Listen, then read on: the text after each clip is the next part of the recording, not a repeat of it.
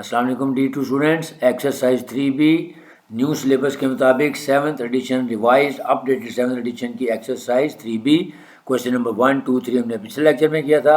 अब हम question number 4 and 5 देखने जा रहे हैं। प्रोसेस वही है, सीधे स्लाइड पे चलते हैं। D2 math updated 7th edition exercise 3B, topic का नाम है फाइनेंशियल अरिथमेटिक। क्वेश्चन नंबर 4 आपके सामने।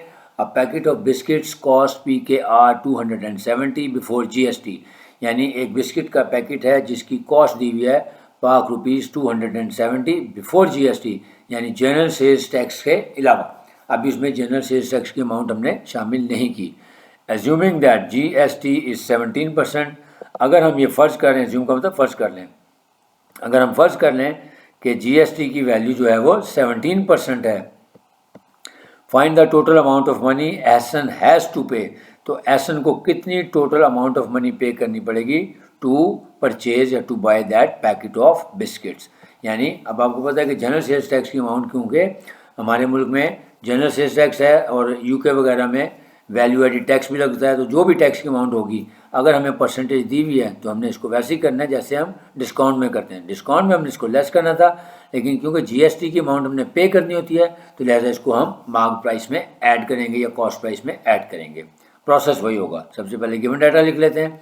हमें दी हुई है मार्क प्राइस PKR 270 या पैकेट ऑफ बिस्किट्स कॉस्ट, यानी उसकी कॉस्ट भी हम इसको मार्क प्राइस भी लिख सकते हैं और इसको कॉस्ट प्राइस भी लिख सकते हैं। ठीक है, तो मार्क प्राइस हमारे पास 270 और परसेंटेज ऑफ GST हमारे पास है 17%। अब हमने फाइंड क्या करना है, हमने फाइंड करना है सेलिंग प्राइस फाइंड करनी है। तो असूल वही है, अभी आपको बताया था कि जब हमने मार्क प्राइस से सेलिंग प्राइस की तरफ जाना है तो हमने मार्क प्राइस को उसके फैक्टर से मल्टीप्लाई कर देना है, और फैक्टर हमारा क्या बनेगा 100 + 17%, यानी 100 + 17 / 100 यानी 1.17।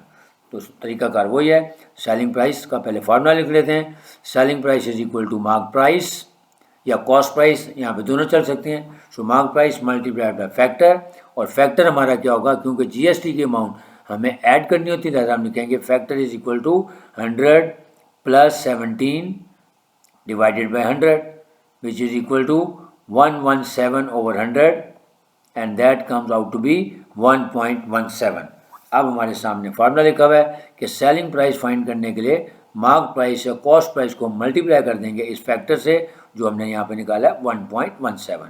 सो मार्क प्राइस या कॉस्ट प्राइस हमारे पास थी PKR 270। सो PKR 270 टाइम्स फैक्टर हमारा है 1.17।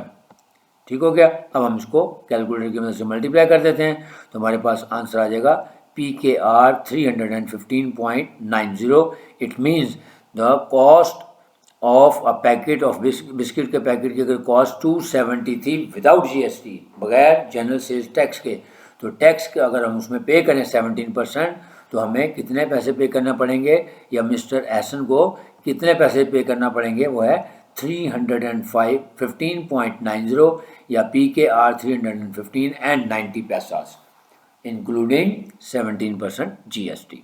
Next question number 5।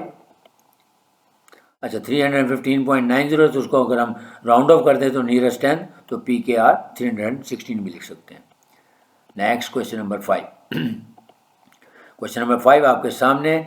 An electronic gadget is sold for PKR 1391, कि एक इलेक्ट्रॉनिक गैजेट है जिसकी प्राइस यानी सोल्ड फॉर सेलिंग प्राइस दी हुई है 1391 इंक्लूसिव ऑफ 7% GST, और इस प्राइस में 7% जनरल सेल्स टैक्स की अमाउंट शामिल है। इंक्लूसिव का मतलब इसमें शामिल है। Find the mark price of the gadget, के मार्क प्राइस फाइंड करनी है। अगेन बैकवर्ड जाना है क्योंकि सेलिंग प्राइस गिवन है और हमने मार्क प्राइस की तरफ जाना है।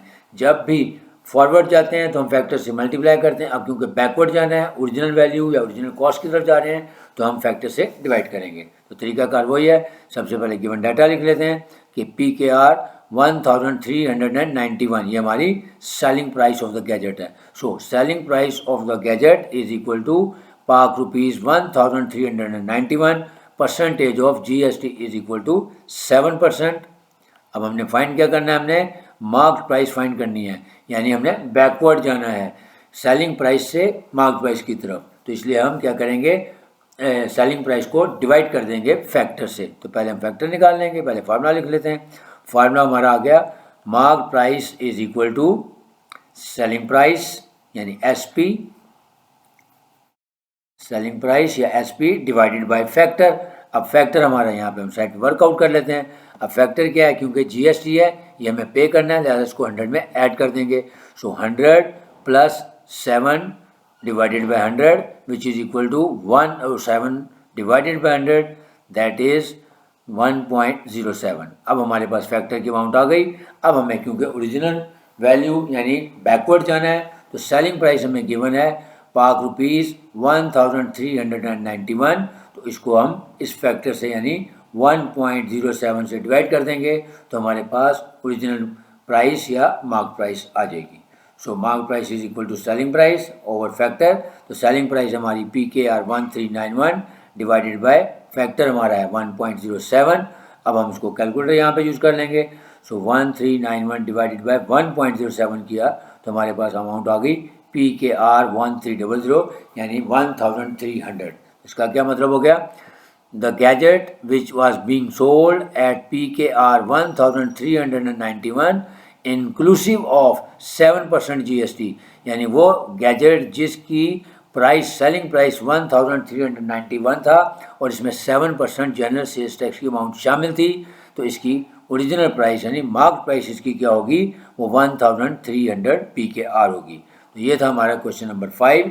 तो क्वेश्चन नंबर 4 और क्वेश्चन नंबर 5 अगेन हमने दोनों क्वेश्चंस को फैक्टर के मेथड से किया। तो आपको बार बार बताता हूँ कि अगर आपको ये मेथड समझ आ गया है तो ये बहुत आसान तरीका है, अदरवाइज़ इसको करने के और भी तरीके हैं जो कि काफ़ी लेंथी हैं, लेकिन ओ लेवल्स के स्टूडेंट्स को हमेशा स्मार्ट वर्क करना चाहिए कि आप ऐसा मेथड यूज़ करें जो आसान भी हो और जो टाइम टेकिंग भी ना हो, ताकि आप वहाँ पे पेपर में कम टाइम में ज़्यादा और एक्यूरेट क्वेश्चन करें ताकि आपका ग्रेड A या A+ आ सके। तो ये था हमारा क्वेश्चन नंबर 4 एंड 5। तो आपसे एंड पे गुजारिश करूंगा कि अगर आपको वीडियो पसंद आई है तो काइंडली इसको लाइक भी करें और शेयर भी करें, और अगर कोई सजेशन है तो आप कमेंट बॉक्स में सजेशन भी दे सकते हैं। और जो लोग जो फर्स्ट टाइम लेक्चर देख रहे हैं उनसे गुजारिश है कि आप चैनल को सब्सक्राइब कर लें ताकि आइंदा आने वाली वीडियोस आप तक खुद ब खुद पहुँच जाएँ।